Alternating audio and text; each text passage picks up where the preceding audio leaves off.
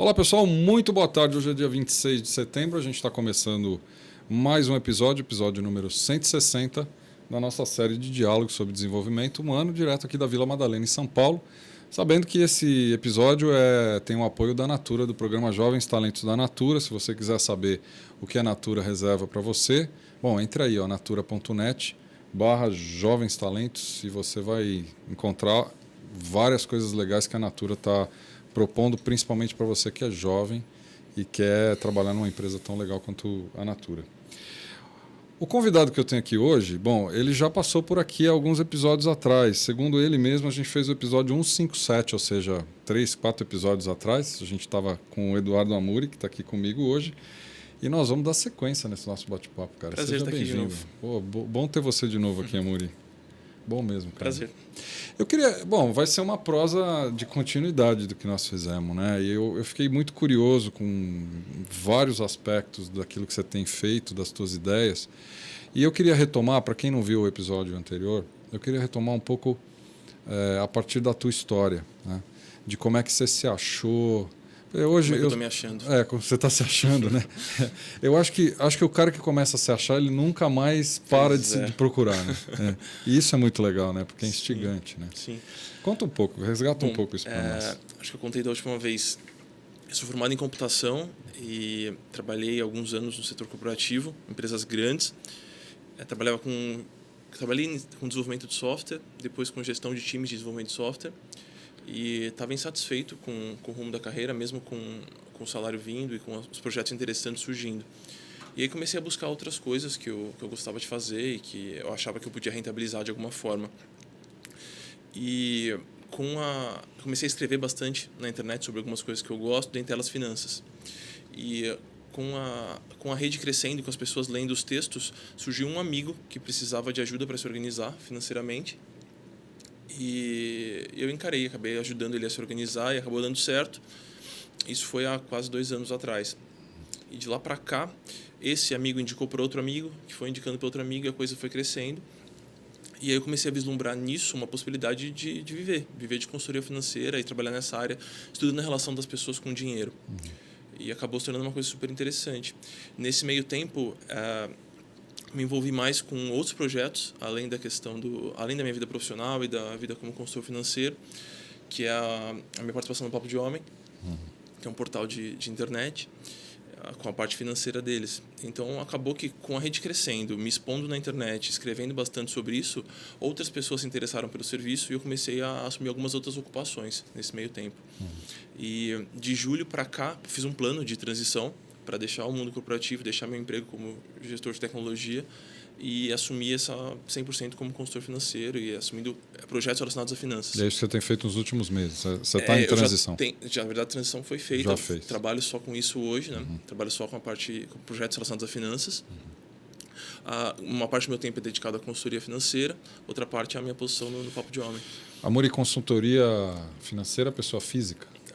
A maioria é pessoa física. Mas eu gosto bastante, tenho me interessado bastante por autônomos e pequenas empresas. Então, como é que essas pessoas que giram bastante dinheiro, conseguem se situar no mercado, como é que elas podem usar o dinheiro para trabalhar mais ainda com o que elas gostam e fazer mais ainda o que motiva. Então, tenho atendido bastante autônomos e pequenas empresas também. Como é que foi essa tua transição? Assim, o que mudou na tua vida? Você, funcionário de tecnologia de uma organização, para hoje um consultor mais autônomo, circulando com um universo diferente de pessoas? Me agrada bastante essa diversidade de poder atuar em diversos projetos e não fechar minha atuação num projeto só, em um objetivo só. Então, ter essa liberdade de poder escolher alguns projetos e de participar da vida de várias pessoas ao mesmo tempo é uma coisa que me motiva bastante e é algo que eu tenho conseguido fazer nesses últimos tempos. Então, acho que minha principal mudança de vida foi essa, conseguir expandir a minha atuação, conseguir aplicar o que eu gosto de fazer, o que eu sei fazer para vários projetos. Mais motivado? Mais motivado, muito mais motivado, mas trabalhando mais também. A gente fala, é engraçado, a gente tem a ilusão de que abrindo a sua própria empresa você vai trabalhar menos, mas para mim, no caso, não foi. Assim, trabalho mais do que eu trabalhava antes, mas mais motivado, me sinto mais disposto a buscar mais coisa, buscar mais projetos e a beneficiar mais gente. Mas tem algum dia que você levanta e fala, quero voltar para TI, voltar para... Cara, ainda não aconteceu. Assim. Talvez não deu aconteça, tempo ainda. talvez aconteça, mas ainda não aconteceu. Tem dias que você acorda desmotivado da mesma forma, assim. Eu tinha um pouco essa ilusão de que eu acordaria super disposto todos os dias e cada dia seria uma aventura diferente. Não é isso, né? Mas o período que eu passo satisfeito trabalhando é muito maior agora. Muito maior agora. Talvez tivesse encontrado essa motivação em outra empresa, mas eu acho mais difícil. Ter essa liberdade de procurar projetos diferentes e trabalhar com uma rede mais motivada e mais satisfeita, e pessoas estão tocando projetos interessantes, facilita bastante. Vamos falar de dinheiro? Vamos falar de dinheiro. Já que você é um especialista nisso, cara. Pô, e quem não gosta de dinheiro, quem não né? gosta de dinheiro. O que é dinheiro, cara? Cara, eu gosto tem uma série de definições técnicas, né? Mas eu gosto bastante de pensar no dinheiro como um viabilizador. Um viabilizador para eu conseguir fazer com que projetos girem com mais força, conseguir atingir mais pessoas, conseguir passar mais tempo fazendo coisas que eu gosto de fazer. Eu encaro o dinheiro como esse materialzinho que eu consigo utilizar para viabilizar projetos interessantes. Um meio, vai. Um meio Mas tem muita gente ainda que se relaciona com dinheiro como fim, né, cara? É aquela escolha da carreira porque é uma carreira que ganha mais dinheiro, é escolha de, sei lá, ganhar mais dinheiro porque isso projeta o cara socialmente, ou eu posso comprar mais coisas. Tem bastante. É fácil cair nessa visão, armadilha, assim. né? É muito fácil, assim. Eu caio de vez em quando também, de novo. Eu olho pro meu tempo e falo, puta, eu conseguiria monetizar mais meu tempo, eu conseguiria atender mais gente. Aí você para, relaxa um pouco, respira e pensa novamente. Mas é fácil de cair, ainda mais se você está no setor corporativo. Você acaba encarando o dinheiro como uma compensação, né? Então, já que você está passando o dia inteiro fazendo uma coisa que você não gosta, final de semana ou no mês de férias, você está querendo estourar tudo, né? Eu até comentei, eu não sei onde eu comentei, se foi um programa, se foi fora do programa, mas eu já nem sei o que eu falo aqui ao vivo, o que eu falo no, é um bom sinal, lá né? embaixo. É um bom sinal. É, porque a vida não se divide, né? É um pouco isso, quando a gente gosta do que faz e você se relaciona com pessoas legais. Eu digo que eu devia pagar para fazer isso aqui, né? Conversando e aprendendo todo dia com gente legal pra caramba, como você que passa aqui e a gente tem tempo para conversar. Mas outro dia eu mencionei que a relação que as pessoas têm com o dinheiro é uma coisa que talvez ela venha de berço distorcida, né? Pelo menos a minha geração veio distorcida, porque eu nasci e cresci vendo muitas pessoas ao meu redor dizendo assim, puxa, quando me aposentar eu vou ser feliz, né? Eu vou viajar, eu vou me distrair, eu vou me divertir. E até hoje eu ligo uma das rádios de notícia aqui de São Paulo e toda sexta-feira eu ouço um âncora muito famoso dizer graças a Deus, hoje é sexta-feira. Quer dizer, porra, esse cara não gosta da semana, né? Porque se ele chega na sexta-feira e fala graças a Deus, amanhã é feriado, amanhã eu não vou trabalhar, tem alguma coisa errada. Esse cara está fazendo alguma coisa. É que a gente passa um período, pelo menos 30% do dia trabalhando, né? Então, se você pensar 30% da vida trabalhando, se você não gostar, não tiver o mínimo de afinidade com o que você gosta... Tá ferrado. É complicado, né? Sim. Bem complicado. O cara fica mal pago, né? Agora, tem muita gente que faz isso por dinheiro, né? Daí... Tem muita gente que faz isso por dinheiro. Eu acho que a gente é obrigado a escolher muito cedo, né? O que a gente poderia fazer para ganhar dinheiro e para passar a ocupação que a gente vai ter durante a vida. E uma vez que a gente entrou no jogo, eu acho que é difícil de sair. Não é tão elementar sair. Às vezes a coisa está turva, a gente não tem clareza de como é que a gente poderia fazer outra coisa ou levar a vida de outro jeito. A gente meio que compra um modelo de vida que está disponível e que está incrustado na gente desde quando a gente é pequeno, né? E a gente é cobrado até por isso. E a gente é cobrado por isso. Tem uma pressão social enorme. Pressão social, pressão da família, pressão dos amigos. Pressões em geral. Mas o tal negócio, por exemplo, você tem um carro... Eu vou dar um exemplo pessoal. Eu tinha até pouco tempo atrás um carro que tinha cerca de 10 anos. Eu adorava o carro. Era um Toyota, era um Corolla preto, modelo 99. Era fantástico o carro. O carro não dava problema nenhum. O carro já estava com 100 e quase 200 mil quilômetros e era fantástico, né? Mas um carro velho, antigo, né? Preto, modelo bem antigão, assim, parecia quase pré-histórico mesmo. Minha filha me chamava de tiozão. E toda vez que eu entrava no carro, né? É que eu sou mesmo, então tá tudo bem. Mas existe uma pressão para isso, né? Toda hora eu recebia uma pressão daqui ou acolá e falava, pô, por que você não compra um carro novo? Mesmo que seja uma brincadeirinha, né? Mesmo que seja. Mesmo que seja uma brincadeirinha. Ela é subliminar. Né? Ela tem e ela exerce na gente uma função pesada também, mesmo que inconscientemente, né? Exerce uma pressão. Não só com o carro, né? Acho que com outras coisas. Tem várias questões bem importantes que têm surgido. O compra e aluga para mim é que está mais latente, assim, é a que eu mais ouço. Toda semana vem alguém pelo menos perguntar se minha família, eu pensei em viver de aluguel, mas minha família meio que acha isso um absurdo, vou torrar dinheiro e não vou ter alguma coisa. Pelo menos se eu perder o emprego, vou ter onde morar. Então, tem uma série de questões que estão bem latentes. Essa do compra e aluga, acho que é a mais forte delas atualmente, né? Você falou em compra e aluga, podemos nos referenciar isso à casa, Sim. mas a gente poderia pensar isso em termos de qualquer quase bem, né? A questão de você poder usufruir de um bem sem ter que possuí-lo, né? Sem você ter que comprar 100% do bem, mas poder, de repente, ratear esse negócio. Tem o histórico exemplo da furadeira de... Sim. Que você compra uma furadeira e você usa 15 minutos por ano e o resto ela fica parada lá, né? Se ela fosse compartilhada, né? E para quem mora em prédio do apartamento, então, que cada apartamento deve ter uma furadeira, então fácil, um prédio tem 50, 60 furadeiras que são usadas 15 minutos por ano. É uma boa discussão isso, né? É uma boa discussão e eu acho que o mercado está respondendo a isso já, bastante. O espaço de trabalho, para mim, é o melhor exemplo de todos, né? Antes a gente alugava escritórios. Saca, ter uma empresa, tem que abrir um escritório. Agora não, tem uma série de espaços para trabalhar em São Paulo. São Paulo é bem latente isso, né? Verdade, a questão do coworking e tudo mais. Então eu acho que está tendo uma reação forte da sociedade em cima disso. Mas algumas coisas ainda é bem difícil de tirar. Porque a gente cresceu escutando, nossos pais cresceram escutando. A da casa é um exemplo, bens materiais em geral. Como é que você se relaciona com essas coisas, cara? Você que, você está dando consultoria financeira para pessoas, né? Como é que é para você isso, essa relação de consumo, de uso de dinheiro? Como é que Cara, a minha preocupação é de tentar deixar a coisa tão clara que fique mais fácil tomar boas decisões.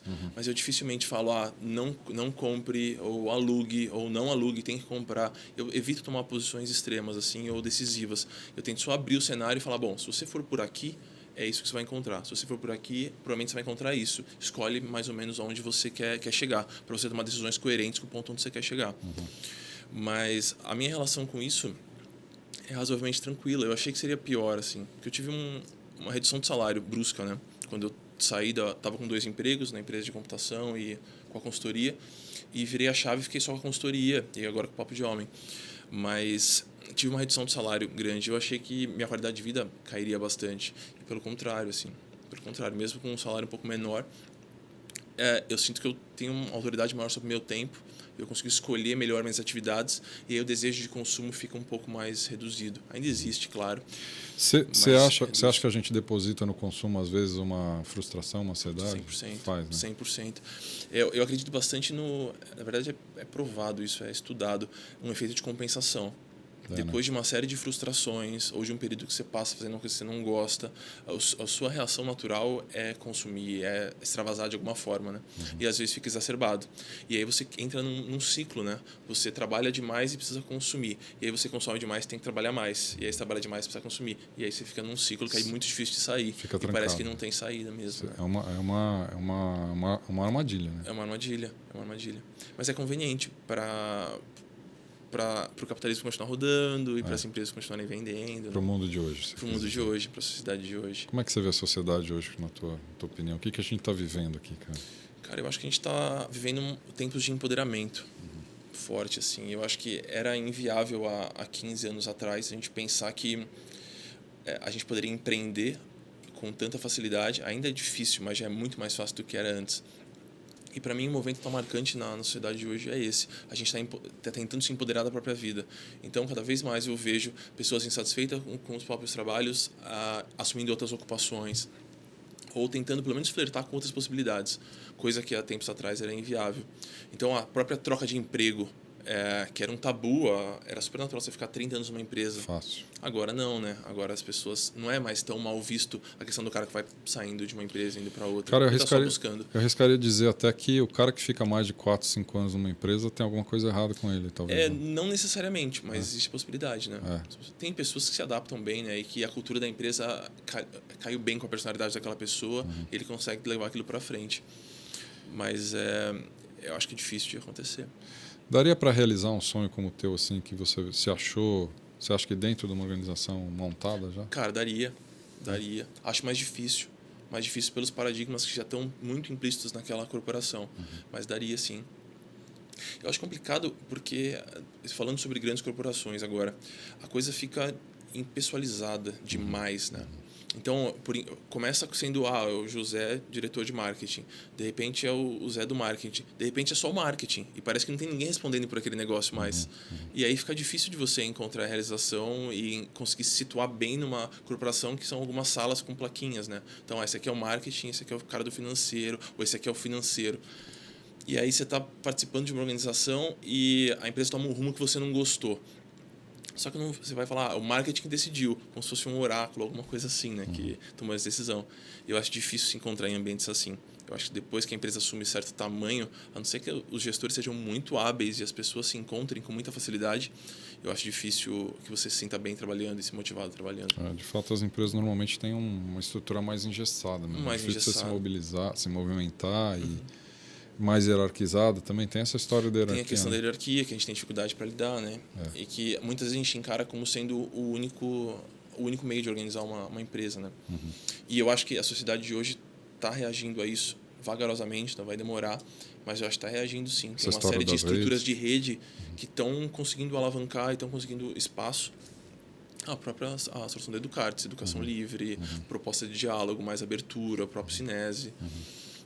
Então, tem alguns espaços. De verdade, eles estão sendo criados, né? Muitos são até digitais, os espaços são diferenciados, né? E as pessoas estão A internet participou bastante disso, né? Dessa democratização da voz, né? A gente tem mais espaço para falar e você falando, mais gente vai te escutar e aí mais gente vai se juntar com o seu projeto e as coisas vão caminhando. Talvez a internet juntou a fome com a vontade de comer com o jovem sim. também, né? Que vem cheio de já não suporta mais esses ambientes mais fechados. Né? E eu acredito bastante, a gente estava conversando um pouquinho sobre TEDx, sobre compartilhar histórias, e eu acredito bastante nesse poder da contação de histórias como sendo uma alavanca e uma mola propulsora para você protagonizar a sua própria mudança. E antes as histórias estavam um pouco inacessíveis, né? Você não ia conseguir escutar uma fala de um cara do Amazonas ou um cara que mora em outro lugar, de outro país. E agora com a internet isso é bem possível. Então, eu acho que essa facilidade no compartilhar de histórias ajudou bastante a protagonizar os movimentos. Cara, voltando para a questão, aproveitando que você é consultor financeiro, não tem como te explorar aqui, né, cara? Vou explorar você aqui. Como é que é essa equação entre dinheiro, consumo e propósito de vida? Como é que você vê? Tem uma equação que possa reger essas três variáveis? Cara, eu não acho que tem uma equação única que vai funcionar para todo mundo. Eu acho que tem algumas maneiras de você se organizar e de você enxergar a sua vida financeira, de modo que você vai, a partir dessa base um pouco mais simples, um pouco mais clara, você consegue derivando seus próprios métodos e conseguindo achar um balanço nisso tudo, né? Tem pessoas que gostam de viver com mais dinheiro, fazem mais questão de morar num lugar melhor, de comer em restaurantes bons. Tem pessoas que são mais simples, né? Eu acho importante achar um equilíbrio e não correr nem para um lado, nem para um extremo, nem para o outro. E daí tem uma reflexão de fato do que é adequado para você, né? O que toca melhor o teu coração. Porque essa história, por exemplo, de, sei lá, frequentar os melhores restaurantes. Aqui em São Paulo se gasta muito comendo, né? Não tem como. Você sai a praia do Paulista é bar e restaurante. Não tem praia aqui, a gente se frustra, então a gente vai afogar as mágoas na bebida, né? Então, mas é um pouco isso, né? Quer dizer, essa reflexão de, por exemplo, vou todo dia ou toda semana no restaurante, gasto, ou vou para casa, faço supermercado e cozinho em casa, é uma reflexão extremamente individual também, né? E que pode levar a demandas maiores ou menores de ganhos, né? Como é que as pessoas têm lidado com isso na tua experiência? Cara, o que eu percebo é primeiro que a gente não lida, a gente só vai levando, né? Essa é a primeira reação. A gente é levado, né? A gente é levado, É. assim. Quando você vai ver, você está com um padrão montado e parece que é aquilo e pronto, não tem como você sair de lá. Então, para o meu jeito de enxergar essas coisas, depois que a pessoa para olhar um pouco e começa a refletir um pouquinho em cima disso, ela já tem mudanças muito rápidas e muito produtivas. Então, assim, a gente parece que são paradigmas de vida que vão ser alterados e que são jeitos de enxergar as coisas super complexos, mas nem sempre é assim. Muitas vezes só de você começar, se você escrever, já muda o jeito que você vai enxergar aquele negócio. E aí fica mais natural tomar algumas mudanças, né? Assumir algumas posturas diferentes. Então fala. Eu acho que vai um pouco por aí. De pelo menos conseguir enxergar e parar para pensar nisso, né? Talvez você realmente perceba e que você faz questão de comer em restaurantes bons e que é importante para você. Sabe? Eu acho ruim pregar uma aversão ao dinheiro e ao consumo também. Eu só acho que são decisões que têm que ser tomadas e não você assume e leva isso para sua vida inteira. Tem que ser consciente, né? Tem que ser consciente. Tem que ser consciente. A Cristiane está aqui. Aliás, a Cristiane acompanha todos os webcasts nossos aqui. Ela está dizendo o seguinte: acredito que o consumo está relacionado à tentativa de compra de felicidade. Trabalhamos demais, muitas vezes em locais que não gostamos e ao final do dia queremos nos compensar pelo esforço diário. Acaba sendo penoso, né? Sim. Um pouco do que Sim, a gente acho falou. Que é um pouquinho do que eu falei, né? Da questão da compensação, né? Exatamente. E ela continua aqui: acontece o mesmo com a educação dos filhos. Os pais acabam ficando ausentes e tentam compensar os filhos com presente. Assim gera-se mais consumo, mais consumo, mais consumo. Faz sentido. E aí eu acho que a criança cresce com esse exemplo do pai. Né? Então ela vê o pai compensando a ausência com presentes. E aí para ela acho que fica natural, né? Compensar alguma angústia com presentes para ela mesma, para outras pessoas. E fica um ciclo, né? E a indústria não reclama. E a indústria não reclama. A indústria gosta. Você acha que a indústria é maquiavélica nesse aspecto? Mas ela se aproveita de uma situação? Dá para dizer isso? Cara, um pouco. Eu acho que um pouco, assim. Eu acho que a indústria e as corporações descobriram antes alguns mecanismos que a gente está descobrindo agora. Então, neuroeconomia, psicologia econômica, economia comportamental, eles já estão cientes disso há muito tempo e a gente está só tomando partido disso agora. Então, eu acho que toma partido, sim. Eu fico um pouco receoso de falar as empresas são assim, porque são pessoas que estão lá atrás, né? Mas tem também um outro lado dessa história, que eu acho que a pessoa entra numa empresa, ela começa a participar de um contexto de tal forma que algumas atitudes passam a ser naturais. Atitudes que não seriam naturais antes, na vida pessoal ou numa empresa menor, em que ela respondesse realmente por esses atos. Agora, numa corporação, ela meio que assume aquele algoritmo, aquele jeito de se portar e segue replicando aquele comportamento. E se esse comportamento estiver batendo metas de empresa e fazendo a coisa girar, ela vai ser recompensada por isso. E como é que é a nossa reação ao ser recompensado? Fazer mais para ser mais recompensado. E aí a coisa segue daí, né? Cara, você acredita que esse ciclo vá se quebrar em algum momento? Você acha que a gente está num processo de transição mesmo? Processo de transição não, mas eu acho que a gente está num processo de abertura em que outras iniciativas e outros modelos estão ganhando espaço. Então eu não acredito que a coisa vai estourar, vai ruir e a gente vai conseguir um novo modelo. Mas eu acredito que aos poucos as empresas vão ter mais abertura para outros modelos e as empresas menores e com estruturas mais democráticas e mais abertas vão ganhar mais espaço. Tem um movimento bem latente agora das ONGs nas empresas grandes, né? Então tem aqueles programas de final de semana para funcionário que incentiva relaxamento, silêncio, propósito. Então as ONGs vão lá e fazem treinamentos. O que eu acho que falta é então as empresas estão se aproveitando da inteligência das ONGs, né? Porque as pessoas estão percebendo que tem outras coisas além do trabalho e do ritmo frenético. O que eu acho que falta são as ONGs tomarem partido e se aproveitarem das inteligências que estão muito presentes no mundo corporativo. Então, as inteligências que estão nas empresas não são intrinsecamente ruins. Elas só estão sendo usadas por propósitos meio perdidos, né? Mas se a gente tivesse projetos bons, sólidos, utilizando essas inteligências que as empresas têm de sobra, eu acho que fica muito melhor, né? A gente vai conseguir ganhar a escala de uma maneira muito mais fácil. Essa é uma relação de maturidade, né? Tem que se crescer um pouco na relação. Eu acho que vai aos poucos. Por isso que você não acha que tem uma ruptura em algum momento, né? Não uma ruptura de a partir daqui essa empresa é boa, essa empresa é ruim, essa empresa vai para frente, essa não vai. Eu não acho que vai acontecer assim. Mas eu acredito muito nos projetos bem montados e com um propósito bacana, se aproveitando dessas inteligências corporativas, presenças das corporações. O que na tua vida de colaborador de uma empresa, mesmo na área que você se formou, o que você traz de bom de lá? Você acha que foi algo que você trouxe que é uma fortaleza para você? Cara, eu acho que a habilidade de lidar com projetos complexos é uma coisa muito presente nas empresas, nas corporações e que faz muita falta em projetos menores, em ONGs, em iniciativas menores. Então, eu acho que isso eu aprendi lidando com projetos casca grossa, com prazo estourado, com uma série de partes envolvidas, países diferentes envolvidos. Então, eu acho que é uma inteligência boa que as empresas têm.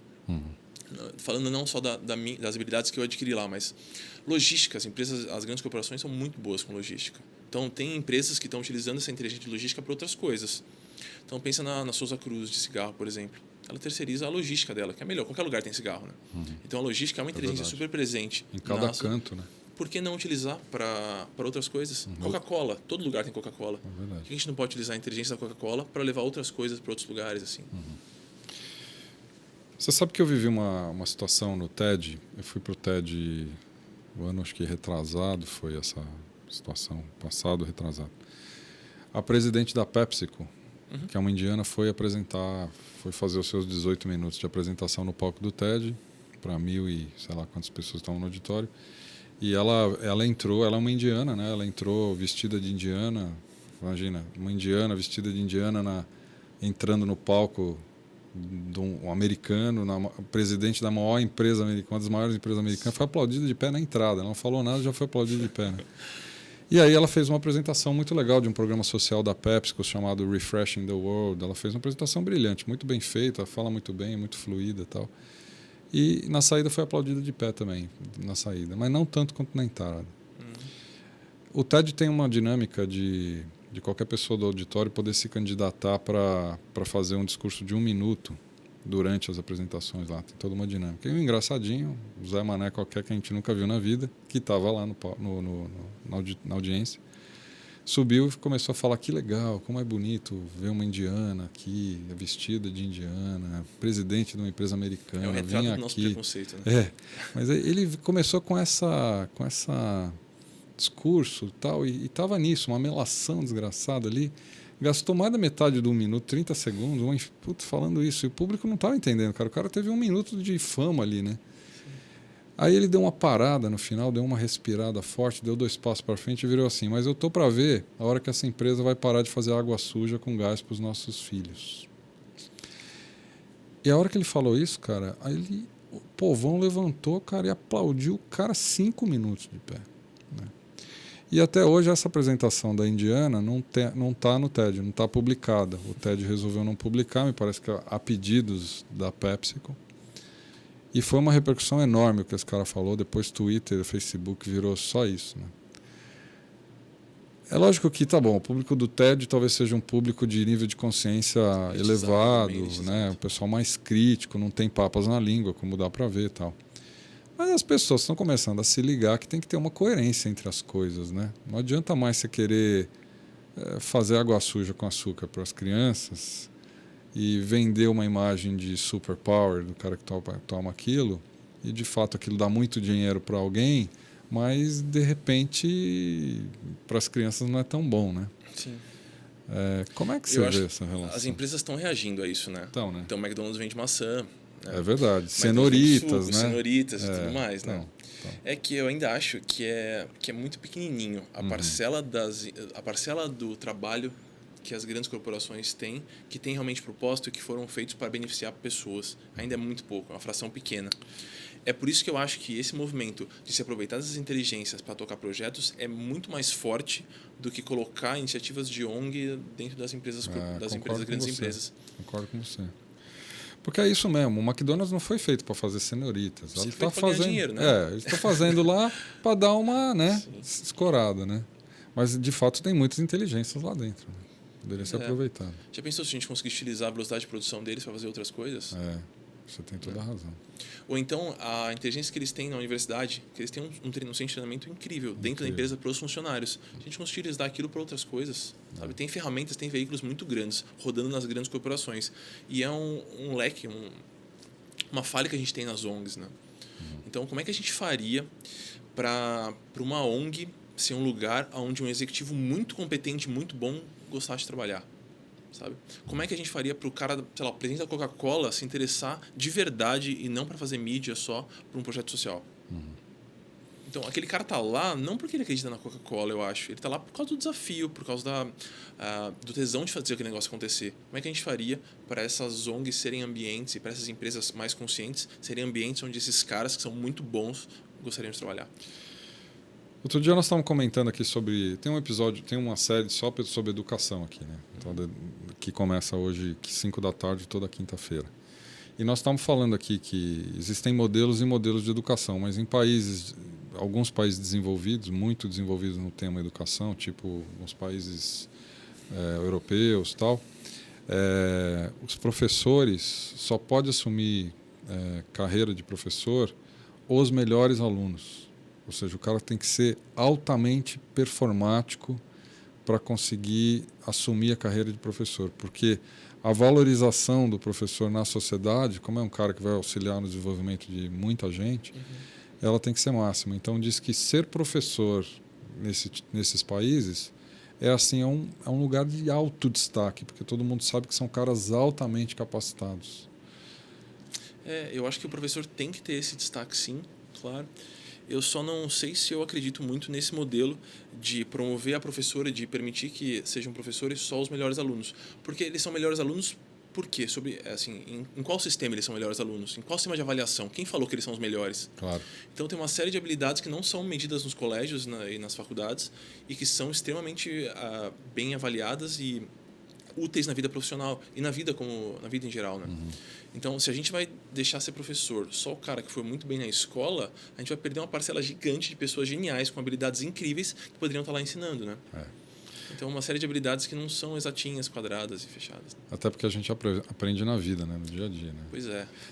Eu trabalhei na Unilever muitos anos, né? E tem uma história muito contada da Unilever da linha de produção de pasta de dente. Não sei se você já ouviu falar, mas... Ventilador? Do ventilador, né? Essa história é muito boa. Então. Ela é muito contada e ela é bem real mesmo, porque você mostra... Só para quem não conhece, vou contar um minuto. Mas assim, a linha de produção de pasta de dente embala as pastas em caixas e essas caixas são depois vendidas em kits, né? E passava na esteira, às vezes, algumas caixas sem pasta dentro. E isso é um problema grave, porque, enfim, tem todo um problema comercial e logístico depois, né? E aí chamaram vários engenheiros da Unilever para resolver o problema, fizeram um mega projeto com sensores, tal, com balança em tempo real, porque a esteira é rolante, então tem que pesar a pasta em movimento e tal. E viram que, um determinado dia, esse dispositivo que foi instalado, custou uma grana razoável, não estava ligado e estava desligado. E detectaram que não tinha mais problema da pasta de dente, né? E aí foram relacionar isso, e de fato é isso. Um cara da linha de produção simplesmente botou um ventilador na ponta da esteira, e se a caixinha tivesse vazia, o vento tirava ela, então não ia mais caixa sem pasta, né? É real essa história, é bem real. E mostra que a inteligência não está exatamente onde, de repente, a gente acha que está, né? E talvez se o engenheiro que desenhou o braço mecânico que ia tirar a pasta de lá não tivesse tão imerso nessa cultura que a gente tem de projetos imensos e megalomaníacos, talvez ele pensasse nisso também, né? Ele tivesse mais livre, né? Isso, talvez no ponto onde ele estava, ele deve ter aberto um Word, um project com 1 milhão de tarefas e falou, bom, vamos montar alguma coisa. Se ele tivesse dado um passo para trás e com uma inteligência mais versátil, a inteligência que ele usaria para resolver o problema da casa dele, talvez ele conseguisse resolver isso o cara engenheiro tem que engenheirar, né? Pois é. Ele tinha que fazer uma engenhoca, né? Imagina se usar um mero ventilador, sim, tá certo? Sim. Esse é um bom exemplo mesmo, que o conhecimento não está exatamente onde a gente acha que ele está, né? Sim. Historicamente. Você é daquela linha do fora da escola, não?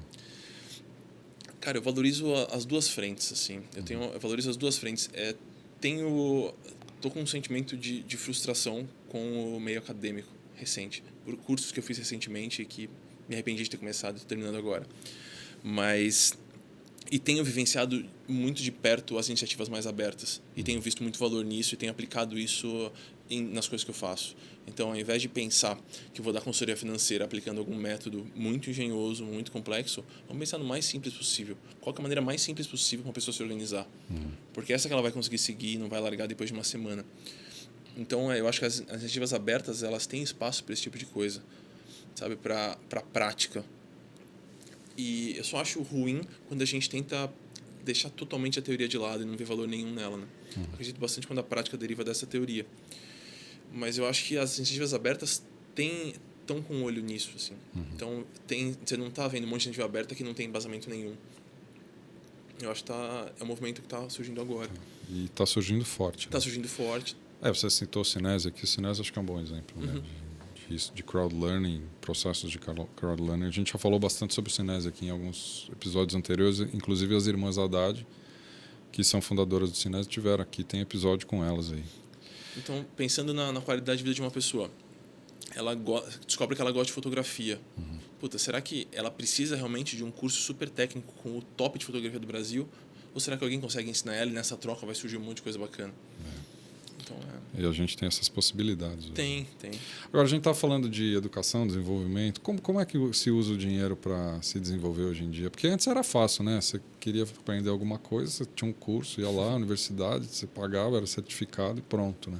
Eu acho que são duas etapas, dois passos assim, que são bem claros.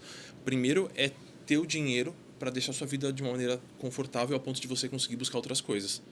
Porque assim, eu costumo falar, não é impossível você se desenvolver e crescer e fazer curso endividado, mas é difícil, assim. Você vai ter essa preocupação sempre latente. Então, o primeiro passo, eu acho que é conseguir utilizar o dinheiro para ter uma vida mais confortável e conseguir se estabilizar e ter tempo, comprar seu tempo de volta. Conseguir utilizar seu tempo. E depois disso, tendo essa preocupação já deixada de lado, dessa correria, de precisar do dinheiro para conseguir tocar a semana seguinte, eu acho que fica mais fácil de buscar cursos de aperfeiçoamento, de conseguir trafegar com mais liberdade e conhecer outros projetos, né? Até porque aprender estando mais relaxado é muito melhor, né? Sim, cara? sim. Você tem um estado emocional muito mais adequado para você estar aberto a aprender coisas. Eu acho que esse é um dos motivos pelos quais os programas de pós-graduação hoje estão indo tão mal, assim. Porque o cara vai para lá à noite, depois de trabalhado igual um cavalo o dia inteiro. Então, a chance de ele aproveitar bem aquele curso é muito baixa, assim. E, às vezes, o tema que está sendo apresentado lá é muito bom, só que está com uma roupagem super corporativa num dia que ele está super saturado do setor corporativo, que ele acabou de sair do trabalho. Chega lá fechadão. Chega lá né? fechado, né? Chega lá fechado. E aí ele vai fazer o curso aberto quando? Num sábado. Um sábado de sol em que ele está feliz. E aí a impressão que dá é que o curso aberto é muito melhor e é muito mais legal. Bem legal essa visão. Então eu acho que passa por aí, de você conseguir utilizar, comprar seu tempo de volta e ter a liberdade de conseguir conhecer outras coisas e explorar outros projetos. Comprar seu tempo de volta é Comprar ótimo, seu tempo de né, volta. cara? As pessoas parece que estão realmente perdendo a sua própria vida, né? Porque estão sendo levadas para... E são dois recursos finitos que a gente tem, né? Tempo e recurso financeiro. Então, só que o recurso financeiro a gente compra de volta, né? Dá pra gente ganhar de novo essa grana. Agora, tempo, você não compra mais, né? Tempo passa e foi, Tempo né? passou e passou, né? Então, eu acho que a gente tem uma consciência grande da questão financeira, está ganhando consciência agora, ainda é incipiente, mas está ganhando consciência agora. O que a gente não tem ainda muito é a consciência do nosso tempo e da nossa atenção, né? Então a gente está dispersando atenção por aí, dispersando tempo por aí, meio que indefinidamente, né? De um jeito meio perdido. Você sabe que eu fiz um curso de pós-graduação com um grande guru, que esse cara foi um grande guru para mim, mais do que qualquer coisa. E uma das grandes frases dele é que não existe gestão do tempo. Porque o tempo passa e ninguém consegue geri-lo. Você consegue gerir o que você faz no tempo, né? Mas não gestão do tempo. Numa época que tinham muitos cursos sobre gestão de tempo, sobre, sei lá, produtividade e tal. E ele dizia isso, ele virava e falava, olha, tempo não adianta você querer gerir o tempo, porque ele passa e tem 24 horas no dia e vai continuar tendo e ela vai embora e você não consegue mexer nisso, cara. Sim. E que você deve ver como que você vai aproveitar e o que você vai fazer nesse tempo, né? Eu gosto bastante do link entre essa questão do tempo e a questão do dinheiro. Porque quando você passa a analisar melhor o quanto de esforço tem que fazer para ganhar aquele dinheiro e quanto é caro para ter aquela hora livre, fica mais fácil de você priorizar as suas tarefas. Sensacional essa... Eu acho que o link vai casar bem, assim. Então você vai pensar, eu vou comprar uma TV. Essa TV, ela vai custar tantas horas do meu trabalho, assim. Eu vou ter que ficar fazendo uma coisa que talvez eu não goste tanto por tantas horas. Esse é um lado da moeda. E o outro, faz sentido eu gastar esse tempo, esse dinheiro todo para ganhar esse tempo? Essa relação tá bem feita, tá equalizada? Você sabe que você está falando aí, você está me remetendo a um filme que eu assisti outro dia, cuja as pessoas têm... Você assistiu o filme? Justin Timberlake, né? Como é que ele chama? Você lembra o filme? Eu não vou lembrar. Mas as pessoas... In Time é o nome em inglês. Eu não sei qual que é o nome em português. Eu não vou me lembrar. Mas o filme é assim, acho que as pessoas devem ter visto. Uma analogia boa. É boa, né? Porque as pessoas nascem, no filme as pessoas nascem e elas vão vivendo. E num determinado ponto da vida, o cara de repente tem um choque ali e começa a rodar um relógio no pulso dele, digital aqui, que é exatamente o tempo de vida que ele tem. E tudo é tempo de vida. Você vai almoçar, você vai pagar o almoço, você deixa lá 10 horas do seu tempo de vida. E o seu relógio vai diminuindo. Aí você trabalha, sei lá, você ganha tempo de vida. Então, a moeda é tempo de vida, né? Que analogia do caramba, muito, né, cara? Muito boa. E não está tão distante, eu acho, da que a gente está vivendo hoje, né? lá ficou caricato, porque tá no Cara, pulso, né? De legal, mas é o que a gente faz hoje, né? A gente tá vendendo nosso tempo, basicamente, né? É verdade. Então vamos vender, fazer um negócio que a gente gosta de fazer, né? Pelo menos assim. E aí é legal no filme, que eu acho que isso tem tudo a ver com o que você deve fazer, cara. Esse filme eu acho que você deve indicar para todos os seus clientes, né? É legal no filme porque você tem aquele cara que tem vida eterna, porque o cara tem um tempo infinito de vida, assim, ele acumulou tanta vida. E tem nego que tá lutando para a próxima hora, né? Tanto que tem uma cena no filme que a mulher ela tem que chegar em casa para recarregar o tempo, pegar o tempo de alguém, e ela não tem dinheiro, não tem tempo para pagar o ônibus. E aí ela perde o ônibus e morre no caminho. Acabou o tempo, o cara apaga. Doido isso. Muito boa. A analogia é muito boa e não acho que está distante do que a gente faz hoje em dia, né? Uhum. Então... Ó, a Cristiane está refrescando a nossa memória aqui, ó. Ela está dizendo, é o preço do amanhã, tá Preço chama. do Amanhã. Quer ver? Ela botou no YouTube aqui, deixa eu pegar, Cristiane, peraí. Obrigado, cara. Obrigado pela... Eu já não lembrava mais, eu vi esse filme há algum tempo e vou botar aqui só pra gente dar uma olhada, ó. Quer ver? Vale ver aqui, ó, só um pedacinho. É muito legal, cara, o filme. É muito legal. Deixa eu ver se eu consigo botar o som aqui, peraí.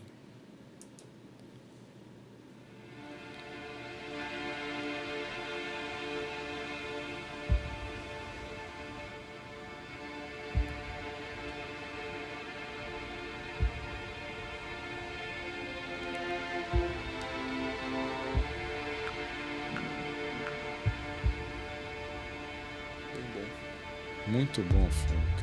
E o que eu acho interessante de perceber é como a abundância ou a falta do tempo altera de uma maneira muito clara o jeito que eles levam a vida deles. Exato. Então o cara que não tem nada, tem pouquíssimo tempo, ele tá lutando pelo dia seguinte, ele tá correndo e se sujeita num trabalho muito ruim. Então é uma vida ruim. Mas tem um exemplo muito bom no filme também de um cara que tem tempo praticamente infinito. E ele tem uma vida super infeliz, porque ele meio que não tem propósito nenhum, ele se perdeu ali, né? Então é uma coisa que pode acontecer com dinheiro também. Pode acontecer com dinheiro também, né?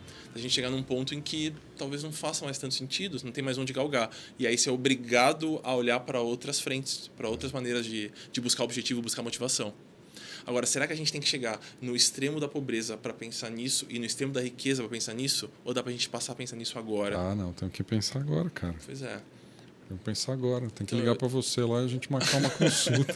Porque eu fico pensando, puta, será que o cara tem que chegar a ser o presidente de uma grande empresa para galgar todas as posições profissionais possíveis para depois olhar para trás e pensar que talvez não era isso que ele gostaria? Ou dá pra gente ter essa consciência agora? Uma coisa que também me chamou a atenção no filme foi por exemplo, caras que têm muito tempo, eles são... Tem ladrão também no filme, né? O cara é um ladrão de tempo, né? E o cara tem que o cara tem muito tempo, ele não pode ostentar o tempo que ele tem, tanto que as mulheres, por exemplo, andam com o braço coberto para ninguém ver quanto tempo de vida tem. E é isso, aí o cara tem toda uma energia para esconder o tempo que ele tem, né? E tentar... É muito legal isso. Ficou caricato, mas é um negócio que às vezes a gente faz também, né? A gente tem vergonha de ter dinheiro às vezes. É verdade. É um movimento comum, assim. É verdade. É muito comum. Eu tava conversando com um amigo de um amigo, e a gente foi num bar juntos uma vez, e ele tava contando que ele tem 2 carros. Um é um carro de 150 mil reais, um carro super chique. Só que ele tem um outro também. Eu falei, mas é para economizar o outro carro, assim? Ele falou, não, é porque eu vou trabalhar com esse carro. Então, eu prefiro não ir com o melhor carro trabalhar, porque gera um olho gordo, gera um olhar meio atravessado, assim. Que louco. Então, é uma maluquice, né? Bom exemplo. Bem interessante também. O preço da manhã tá aqui. É In Time mesmo, que chama... A Cristiane botou aqui pra gente. Vale olhar, viu? Vale olhar. Eu me surpreendi com o filme, não esperava nada do filme e, de repente, essa analogia causa uma reflexão animal. Não é que o Justin Timberlake fez um filme bom, cara? Pois é, cara. É isso, assim. Sim. Você gosta de cinema? Cara? Gosto bastante. É? Gosto bastante. Gosta. Já viu o Steve Jobs, não? Ainda não, cara. Ainda não. Vale? Acho que vale pela reflexão, talvez, né? Porque é uma história animal. O filme em si não é bom, eu acho. Ele não é filmado de um jeito tão legal. Eu também não acho que aquele ator é dos melhores, apesar de estar super caracterizado, assim. Mas vale pela reflexão. Eu li a biografia do Steve Jobs. E o que eu tenho uma dificuldade de criar uma admiração pelo pacote completo e de achar o cara uma grande pessoa pelo jeito que ele trata pessoas. Então, não sei se está tão caracterizado no filme, mas no livro tem uma série de passagens contando como é que ele lida com os funcionários e com a hierarquia da empresa dele.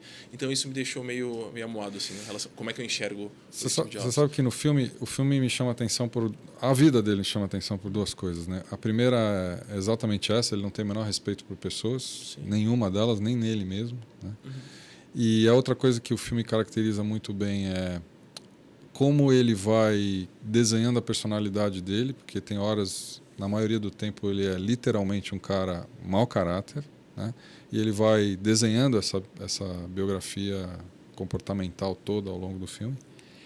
E a terceira é como ele lida com o dinheiro, quer dizer, ele give a shit pro dinheiro, cara. Ele give a shit pro sistema econômico. Ele simplesmente não tem nenhum drive que diga é o dinheiro que está me levando para frente. Apesar dele ser um cara altamente comercial, né, altamente agressivo nesse aspecto, ele não vai pela grana, ele vai pela... Com relação a esse caso em específico, ele achou o jeito dele de tocar a vida dele, de se sentir motivado sem lidar com dinheiro. Para a maioria das pessoas, eu acho complexo fazer isso, eu acho difícil acontecer. Mas para ele funcionou, né? Ele encontrou motivação em outras coisas, né? No status, não sei, em ter o sentimento de que, puta, milhões de pessoas estão usando o gadget que ele projetou, que ele estava à frente, né? Então, a obsessão pela qualidade, acho que é outro traço marcante também que ele tem. Então, ele tem uma série de qualidades, mas não me atrai. O modelo profissional não me atrai. Talvez ele seja o extremo de que do pensamento de dinheiro como consequência, não como causa, né? Porque Talvez. Dá para levar essa frase ao pé da letra, de dinheiro ser realmente consequência e não ser causa das coisas que você está fazendo? Cara, eu acho uma visão limitada do dinheiro. Pensar que ele vai vir se a gente fizer um bom trabalho. Como é que a gente usa ele para fazer um bom trabalho? Eu acho que ele consegue participar da cadeia muito antes só do final. Fala mais. Por exemplo, vamos supor que eu tenho alguma habilidade específica.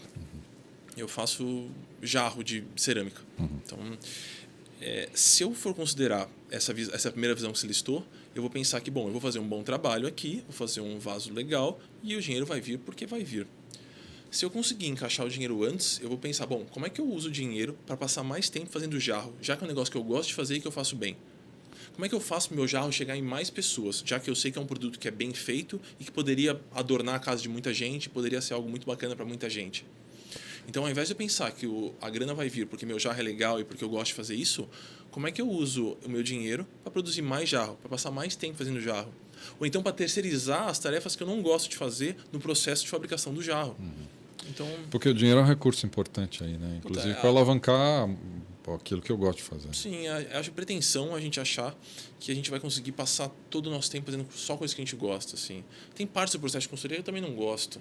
Então, assim, como é que eu posso usar o dinheiro para fazer menos essa parte, fazer mais as outras? Genial, cara, genial. Vamos falar um pouco de previdência? Vamos. Eu sou da geração que as pessoas pensavam em aposentadoria, né? Aposentadoria, infelizmente ou felizmente, acabou e as pessoas têm que começar a pensar na sua própria previdência e o que ela vai fazer numa vida tão longa, né? Que está cada vez maior e obviamente a nossa capacidade de trabalho certamente ela diminui ao longo do tempo, depois de uma determinada idade, e que você tem que ter os seus próprios recursos, né? O que dá para falar sobre previdência? Eu acho que a gente passou por um movimento bem forte que era do primeiro milhão, né? Então eram as tabelas de quanto você precisa juntar por mês para fazer o primeiro milhão e quantos cafezinhos isso são e como é que você trabalha com isso e tal. Então eu acho que passou por um movimento assim. Agora eu acho que está ficando mais forte, pelo menos nos meios onde estou circulando, de que, bom, além de acumular esse capital, como é que eu utilizo a grana para viver melhor agora? Então, acho que são dois movimentos que estão acontecendo. E sobre previdência, eu acho que está ficando mais claro essa necessidade de você se programar com mais antecedência. Está mais claro. Olhar um pouco o futuro. Olhar um pouco o futuro. Eu fico preocupado só em isso chegar num extremo e a gente vender todo o nosso tempo de agora para conseguir acumular alguma coisa para daqui a 20 anos conseguir parar de trabalhar. É um movimento importante? É um movimento importante. Você precisa se preparar para o futuro, porque sua capacidade de trabalho vai diminuir. Mas se a gente vender todo o nosso prazer, todo o nosso tempo agora para fazer isso... Qual o sentido da vida aí? Qual o sentido, assim? Você vai começar a aproveitar com 50 anos? Claro. Aí você cai na mesma armadilha da aposentadoria. Isso, né? Então acho que o equilíbrio aí vai bem, né? E tem alguma... Não tanto agora... Era mais fácil antes, né? Há 6, 7 anos atrás era mais fácil começar essa poupança porque a taxa de juros estava mais alta, a Selic estava mais alta e você conseguia rendimentos melhores e conseguia fazer a mágica dos juros compostos trabalhar de uma maneira mais fácil. Agora está mais difícil, né? Você precisa de mais estratégias melhores para conseguir fazer esse dinheiro render. Mas ainda é possível, ainda é super necessário. Eu acho que a Previdência está caindo um pouquinho, essa questão da aposentadoria, mas está surgindo uma outra frente, eu acredito, que é, bom, como é que eu consigo ter uma reserva financeira para eu conseguir mudar rumos? Então, eu estou trabalhando nisso, eu quero começar outro projeto, eu quero começar uma outra carreira. Então, não é bem eu quero dinheiro para me aposentar, mas eu quero dinheiro para ter liberdade para começar a fazer outra coisa. Você sabe que isso me traz aqui o que o Daval teve aqui, numa das séries que a gente fez.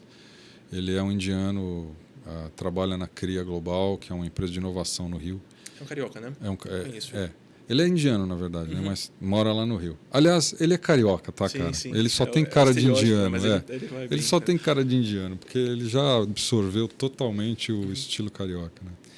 E ele comentou aqui que as crianças que estão nascendo agora vão ter pelo menos 5 carreiras ao longo da vida. 5 carreiras, não 5 trabalhos, né? 5 carreiras.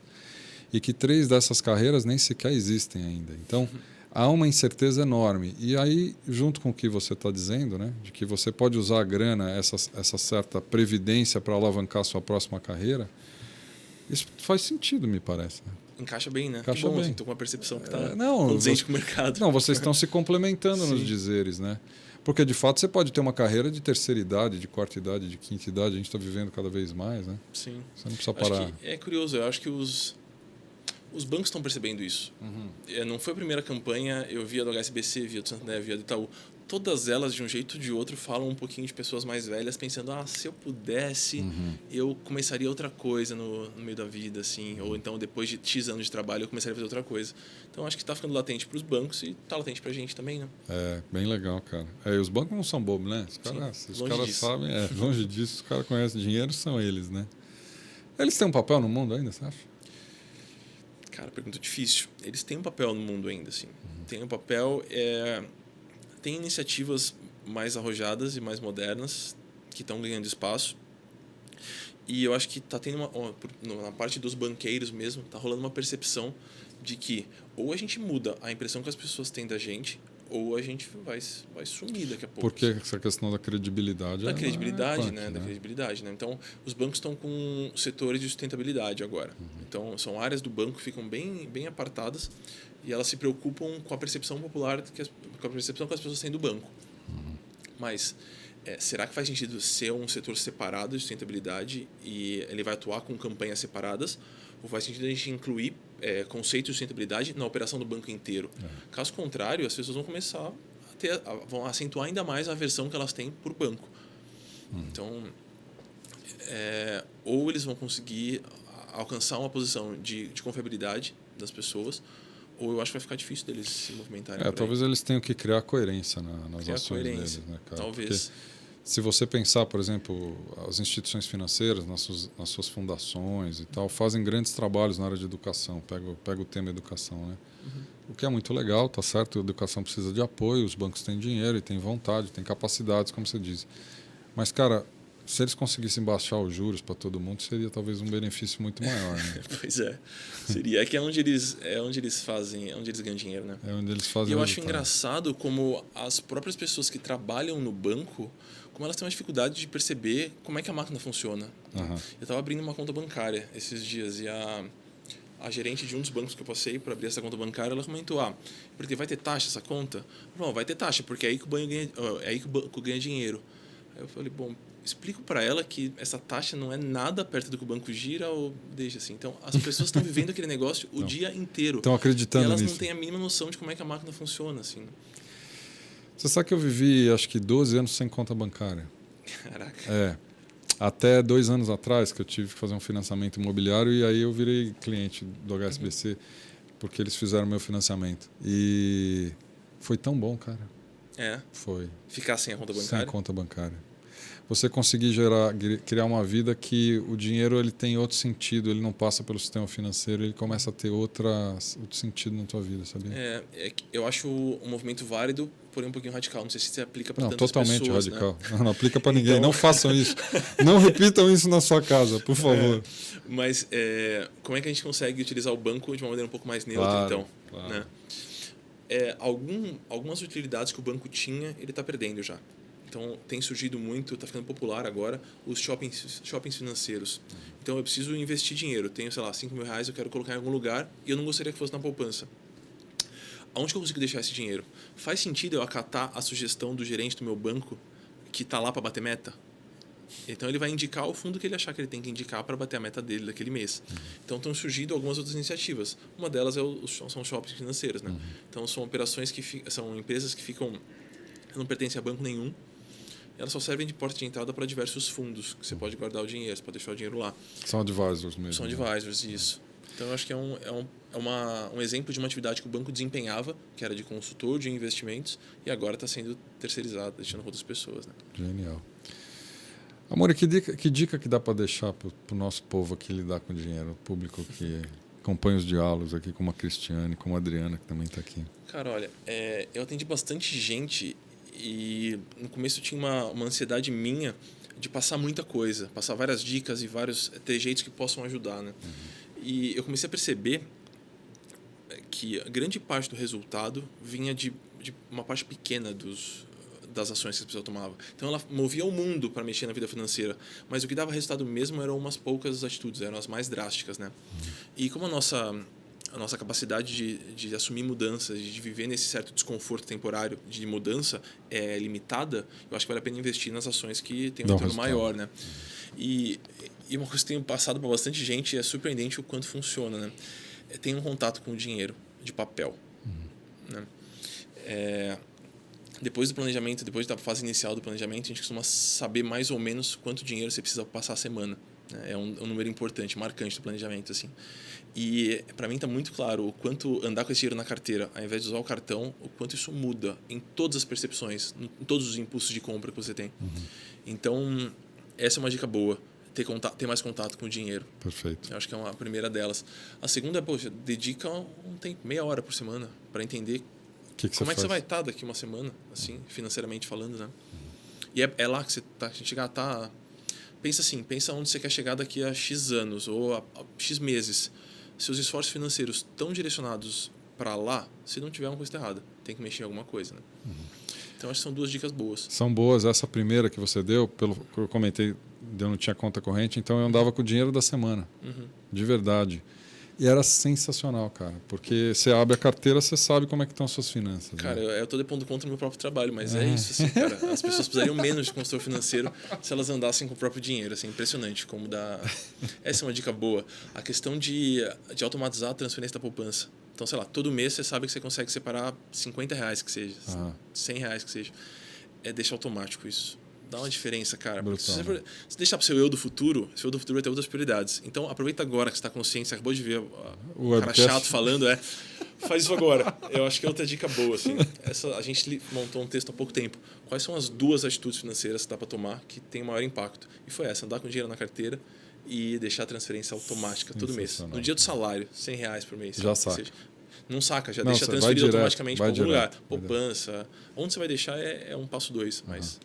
Só tira de lá, tira da frente. Muito legal, cara. Eduardo, pô, adorei, cara, de novo, viu? Feliz. Dava para falar mais um terceiro episódio. Dava para falar um terceiro episódio. Muito legal, cara. Obrigado, Muito por você ter estado aqui.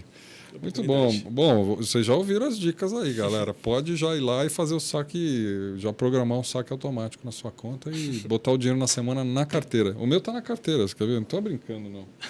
Eu adotei essa, tá aqui, ó. Eu ando com a grana da semana, cara. É sensacional mesmo. Boa dica. É isso aí, pessoal. A gente se vê então no próximo episódio. Obrigado por vocês estiverem aqui com a gente, botando as dicas, os links, o Preço do Amanhã. Não deixe de ver. Quem não viu, o Preço do Amanhã é um filme que tem tudo a ver com o que a gente estava falando aqui. Tá bom? Beijo para todos. Até a próxima.